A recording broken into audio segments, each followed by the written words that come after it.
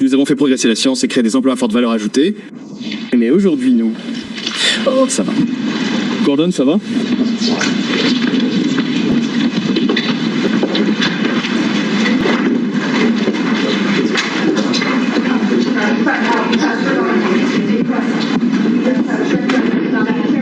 Nous ne sommes pas des photographes.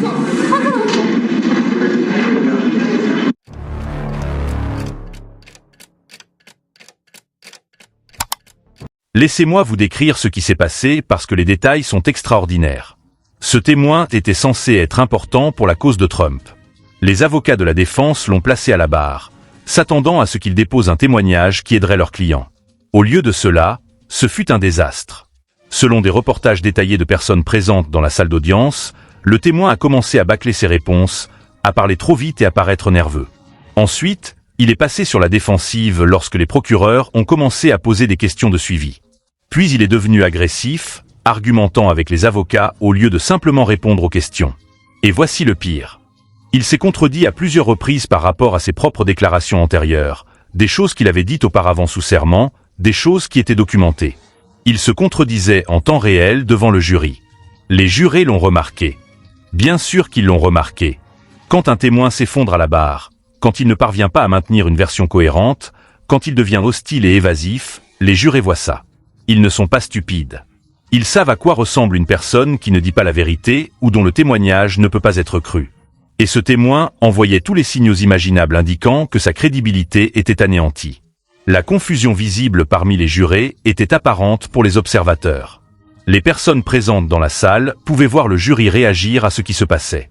Et cette réaction n'était pas bonne pour Trump. La situation est devenue si grave que le juge a dû intervenir. Ce n'est pas normal. Les juges essaient généralement de laisser le témoignage se dérouler sans intervenir. Ils laissent les avocats faire leur travail. Ils laissent les témoins répondre aux questions. Mais ce juge a regardé ce qui se passait et a décidé qu'une action était nécessaire. Le juge a publiquement réprimandé les avocats de Trump pour ce spectacle. Imaginez ça. Un juge reprochant à l'équipe de la défense, devant tout le monde, d'avoir mis ce témoin à la barre. Et puis le juge a vidé la salle d'audience. Il a en fait ordonné à tout le monde de partir temporairement pour reprendre le contrôle de la situation. C'est une mesure extraordinaire qui vous montre à quel point les choses avaient déraillé. Les commentateurs juridiques qui ont analysé ce qui s'est passé ont utilisé un langage accablant. Ils l'ont décrit comme un effondrement quasi total de la stratégie juridique de Trump. Ils ont dit que le témoin n'avait désormais aucune crédibilité. Ils ont dit que les jurés allaient probablement le reprocher à la défense d'avoir mis une personne aussi peu fiable à la barre en premier lieu. Quand vos propres témoins vous nuisent plus que les témoins de l'accusation, c'est un échec catastrophique. C'est le genre de chose qui fait perdre des procès. Et c'est arrivé au grand jour dans une salle d'audience où l'enjeu ne pouvait pas être plus élevé.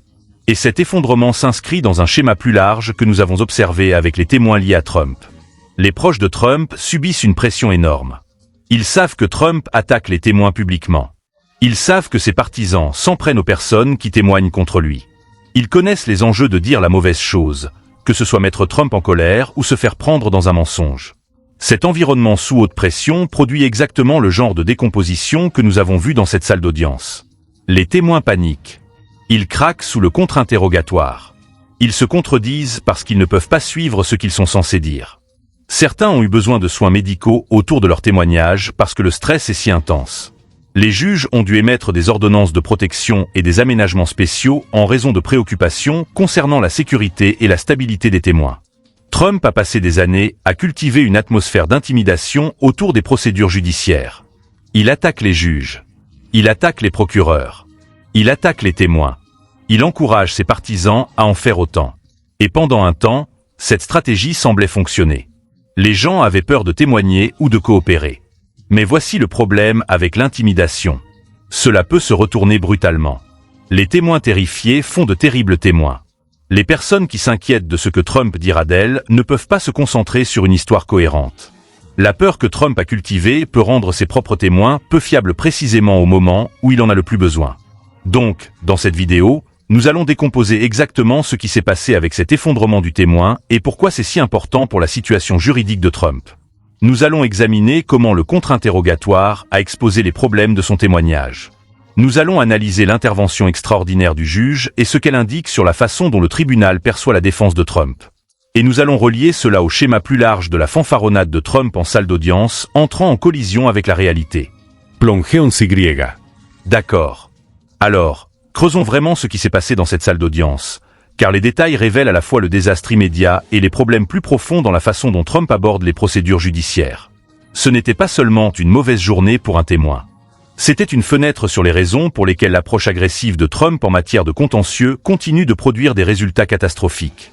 Le témoin en question a été présenté par l'équipe de défense de Trump comme quelqu'un qui pourrait aider leur cause. Les avocats de la défense l'ont placé à la barre avec un objectif clair, saper un aspect du récit de l'accusation. Dans un procès, on appelle des témoins parce qu'on croit que leur témoignage aidera son client. On les prépare. On revoit les questions qui seront posées. On s'assure qu'ils comprennent les points qui doivent être soulignés, puis on les place devant le jury et on espère qu'ils livreront. Ce témoin n'a pas livré.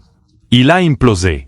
Selon les reportages détaillés des observateurs dans la salle d'audience, le problème a commencé presque immédiatement. Le témoin bâclait ses réponses, parlant vite comme s'il voulait quitter la barre le plus rapidement possible. Ce genre de témoignage précipité est un signal d'alarme. Cela suggère un malaise. Cela suggère que la personne n'est pas confiante dans ce qu'elle dit. Les jurés perçoivent ces signaux. Ils remarquent quand un témoin semble désireux de s'échapper plutôt que disposé à expliquer pleinement son témoignage. Ensuite, l'interrogatoire s'est intensifié et le témoin est passé sur la défensive. Le contre-interrogatoire est censé être un défi. C'est tout l'intérêt. La partie adverse peut tester si le témoignage d'un témoin résiste à l'examen. Les bons témoins restent calmes. Ils répondent directement aux questions. Ils ne mordent pas à l'hameçon quand les avocats essaient de les déstabiliser. Mais ce témoin n'est pas resté calme. Il est passé sur la défensive quand son témoignage a été contesté. Il a résisté aux questions. Il a argumenté avec le procureur au lieu de simplement répondre à ce qui était demandé. Les témoins sur la défensive sont de mauvais témoins. Quand on devient défensif, on dirait qu'on a quelque chose à cacher. On dirait qu'on essaie de se protéger plutôt que de simplement dire la vérité. Les jurés voient un témoin sur la défensive et se demandent « Pourquoi cette personne se bat elle si fort ? De quoi a-t-elle peur ?» Cette réaction sape tout ce que le témoin essaie de dire. Même si le témoignage sous-jacent est exact, ce qui dans ce cas n'était apparemment pas le cas. Une délivrance défensive rend les jurés sceptiques. Et puis sont venues les contradictions. Le témoin a commencé à dire des choses qui contredisaient ses propres déclarations antérieures, pas les allégations de l'accusation, ses propres affirmations, des choses qu'il avait dites auparavant sous serment, des choses qui étaient documentées et vérifiables. Quand un procureur confronte un témoin avec ses propres déclarations antérieures incohérentes et que le témoin ne peut pas expliquer l'incohérence, c'est dévastateur. Cela montre que le témoin a soit menti avant, soit ment maintenant. Dans les deux cas, sa crédibilité est détruite. On ne peut pas faire confiance à quelqu'un qui se contredit sur des faits importants. Les contradictions se sont produites, selon les rapports, à plusieurs reprises, pas seulement une fois, plusieurs fois pendant le témoignage. Chaque contradiction a aggravé les dégâts. Chaque incohérence a donné au juré une raison supplémentaire de discréditer tout ce que disait ce témoin. À la fin, le témoin avait, selon les mots des analystes juridiques, zéro crédibilité.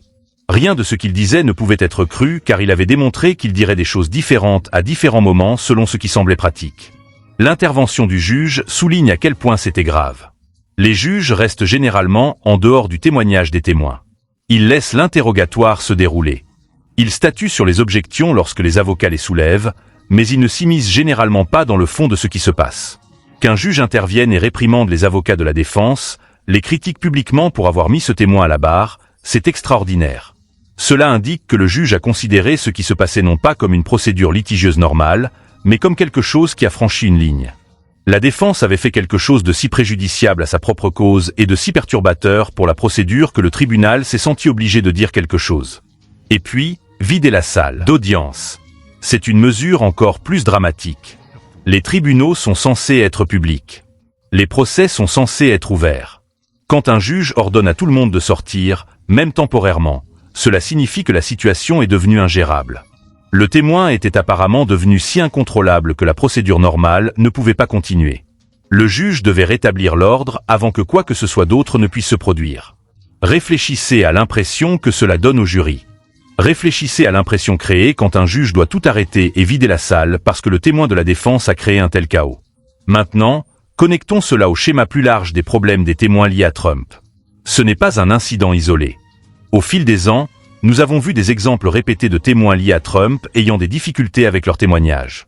Certains sont apparus terrifiés à la barre. Certains ont eu besoin de soins médicaux autour de leur témoignage. Certains se sont effondrés émotionnellement. La pression entourant les affaires Trump ne ressemble à rien de ce qu'on voit dans les litiges normaux. Il y a des attaques publiques. Il y a des menaces. Il y a la connaissance que Trump lui-même commentera ce que vous direz et mobilisera ses partisans selon qu'il aime ou non votre témoignage.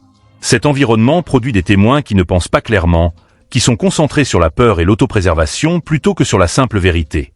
Les avocats de la défense doivent le savoir. Ils doivent comprendre que mettre des témoins liés à Trump à la barre est risqué à cause de la pression subie par ces personnes. Et pourtant, ils l'ont quand même fait avec ce témoin. Ils ont mis à la barre quelqu'un qui ne pouvait clairement pas supporter le contre-interrogatoire. Ils ont exposé les contradictions de leurs propres témoins devant le jury. Ils ont créé un spectacle si dommageable que le juge a dû intervenir. Quel que soit le bénéfice qu'ils espéraient tirer de ce témoignage, ils ont obtenu le contraire. Ils ont nui à leur propre cause d'une manière irrémédiable. Les procureurs ont regardé cela se produire. Ils n'ont même pas eu à travailler dur et le témoin s'est détruit lui-même. Mais ils avaient un siège au premier rang pour observer l'effondrement d'un pilier de la défense de Trump. Cela leur donne confiance pour la suite. Ils savent que la défense a des problèmes de fiabilité. Ils savent que les témoins présentés par l'équipe de Trump peuvent craquer sous la pression. Cet avantage psychologique est réel et il affectera le déroulement du reste de l'affaire. D'accord. Alors, décomposons cela en ce que vous devez vraiment comprendre sur cet effondrement du témoin et ce qu'il nous apprend sur la situation juridique de Trump et son approche du contentieux, car ce n'est pas qu'un moment dramatique en salle d'audience. Cela révèle des problèmes plus profonds dans la façon dont Trump opère dans les procédures judiciaires. Premier point, l'effondrement du témoin a détruit un argument central de la défense. Les avocats de la défense ne mettent pas les témoins à la barre au hasard. Ils appellent des personnes spécifiques pour faire des points spécifiques. Ce témoin était là pour aider la cause de Trump d'une manière identifiable. Et au lieu d'aider, il a nui. Quel que soit l'argument que la défense essayait de faire valoir par ce témoin, cet argument est maintenant plus faible qu'avant son témoignage. Les jurés ont entendu des contradictions. Ils ont vu de l'agressivité. Ils ont vu le juge intervenir. Tout cela entache la crédibilité de la défense. Le témoin n'a pas seulement échoué à aider. Il a activement endommagé la position de Trump. Deuxième point. Se contredire par rapport à ses propres déclarations antérieures est fatal pour la crédibilité. C'est la base de la plaidoirie. Si vous avez dit quelque chose avant sous serment et que vous dites quelque chose de différent maintenant, l'une de ces déclarations n'est pas vraie. Peut-être avez-vous menti avant. Peut-être mentez-vous maintenant. Mais vous n'êtes définitivement pas fiable. Les jurés comprennent cela intuitivement. Ils n'ont pas besoin de formation juridique pour savoir qu'on ne peut pas faire confiance à un témoin qui se contredit. Et quand ces contradictions se produisent à plusieurs reprises, quand le témoin ne peut même pas garder une histoire cohérente au sein d'une seule séance de témoignage, il ne lui reste plus aucune crédibilité. Zéro crédibilité est exactement la bonne description. Troisième point, l'intervention du juge a envoyé un signal puissant. Quand un juge réprimande les avocats de la défense et vide la salle d'audience, ce n'est pas normal. Cela dit aux jurés que le tribunal lui-même considère ce qui s'est passé comme problématique. Les juges sont censés être des arbitres neutres. Ils ne critiquent généralement pas une des parties devant le jury, mais ce juge s'est apparemment senti obligé d'agir. Cette action communique à tous les observateurs, y compris le jury, que quelque chose a sérieusement mal tourné dans la présentation de la défense. La désapprobation du tribunal s'attache à l'équipe juridique de Trump. Quatrième point. Cela correspond au schéma des témoins de Trump craquant sous la pression. L'environnement autour des litiges Trump est toxique. Les témoins savent qu'ils seront attaqués publiquement si Trump n'aime pas ce qu'ils disent. Ils savent que ses partisans les cibleront. Ils savent que leur vie peut devenir un cauchemar. Cette pression produit exactement le genre d'échec de témoins que nous avons vu dans cette salle d'audience. Les personnes terrifiées ne peuvent pas penser clairement. Les personnes qui essaient de plaire à plusieurs publics à la fois, dire la vérité, mais aussi ne pas mettre Trump en colère, tout en évitant des poursuites pour parjure, deviennent confuses et se contredisent. L'atmosphère d'intimidation que Trump a cultivée se retourne contre lui lorsque ses propres témoins s'effondrent. Cinquième point. Les procureurs ont gagné un avantage psychologique majeur. Voir le témoin de la partie adverse s'effondrer est un cadeau pour les procureurs. Ils n'ont pas eu à fabriquer ce désastre. Il s'est produit naturellement. Maintenant, ils savent que la défense a des problèmes de fiabilité des témoins. Ils savent que la pression peut faire craquer les proches de Trump. Ils savent que les jurés ont vu de leurs propres yeux à quel point les témoins de Trump peuvent être peu fiables. Cette connaissance affecte tout ce qui va suivre. Les procureurs peuvent être plus agressifs parce qu'ils ont vu une vulnérabilité. La défense a perdu confiance parce qu'elle a connu un échec catastrophique. 6e point. C'est ce qui se passe quand la fanfaronnade en salle d'audience rencontre la réalité juridique. L'approche de Trump face aux problèmes juridiques a toujours été plus axée sur les relations publiques que sur une véritable stratégie juridique. Attaquer le juge. Attaquer les procureurs. Se prétendre victime. Générer de l'indignation. Cela fonctionne dans le tribunal de l'opinion publique, ou du moins dans l'opinion de ses partisans. Mais cela ne fonctionne pas dans un véritable tribunal. Dans un tribunal, vous devez prouver des choses. Vous devez présenter des preuves fiables. Vos témoins doivent résister au contre-interrogatoire. Et quand ces témoins s'effondrent, quand ils se contredisent et deviennent agressifs et forcent le juge à intervenir, toute la fanfaronnade du monde ne peut pas vous sauver. Alors, où cela laisse-t-il la situation juridique de Trump? Dans une pire position qu'avant que ce témoin ne prenne la barre. C'est la réalité simple. Quelle que soit la défense que l'équipe de Trump essayait de construire, elle vient de s'affaiblir. Quelle que soit la confiance que la défense avait dans son approche, elle vient d'en prendre un coup. Quelle que soit l'impression que le jury avait du camp de Trump, elle vient de devenir plus négative. Les effondrements de témoins ne se produisent pas de manière isolée. Ils affectent toute la dynamique d'une affaire, et les implications plus larges sont également significatives. Si ce témoin n'a pas pu supporter le contre-interrogatoire, qui d'autre sur la liste des témoins de Trump pourrait avoir le même problème? Y a-t-il d'autres personnes que la défense prévoyait d'appeler qui pourraient craquer sous la pression? Les avocats de la défense seront-ils maintenant plus hésitants à mettre certains témoins à la barre parce qu'ils craignent un autre effondrement? Les répercussions de ce qui s'est passé vont au-delà de ce seul témoignage. Les futurs témoins regardent aussi. Les personnes qui pourraient être appelées dans des affaires Trump, dans cette procédure ou dans d'autres, ont vu ce qui s'est passé. Elles ont vu un témoin s'effondrer. Elles ont vu le juge intervenir. Elles ont vu l'attention publique et les critiques. Certains de ces futurs témoins pourraient maintenant être plus réticents à participer. D'autres pourraient être plus honnêtes dans leur témoignage parce qu'ils ont vu ce qui arrive quand on essaie de maintenir une histoire insoutenable. L'effondrement a des conséquences au-delà de l'affaire immédiate. La salle d'audience est l'endroit où la réalité rattrape le récit. Trump a raconté une histoire sur ses problèmes juridiques, qu'il s'agit d'une persécution politique, que les preuves sont faibles, qu'il sera innocenté. Mais dans un tribunal, on ne peut pas juste raconter une histoire. Il faut l'étayer. Il faut appeler des témoins qui peuvent supporter les questions. Il faut présenter des preuves qui résistent à l'examen. Et quand votre témoin vedette s'effondre, quand le juge doit vider la salle d'audience parce que les choses sont devenues si incontrôlables, le récit s'effondre aussi. Je reviendrai avec plus de mises à jour au fur et à mesure que cette affaire se poursuit et que nous en apprenons plus sur la façon dont l'effondrement du témoin affecte la procédure globale. Parce que ce n'est pas la fin de l'histoire. C'est un tournant. La question est de savoir si l'équipe juridique de Trump peut se rétablir ou si ce moment marque le début d'un effondrement plus large. Restez à l'écoute.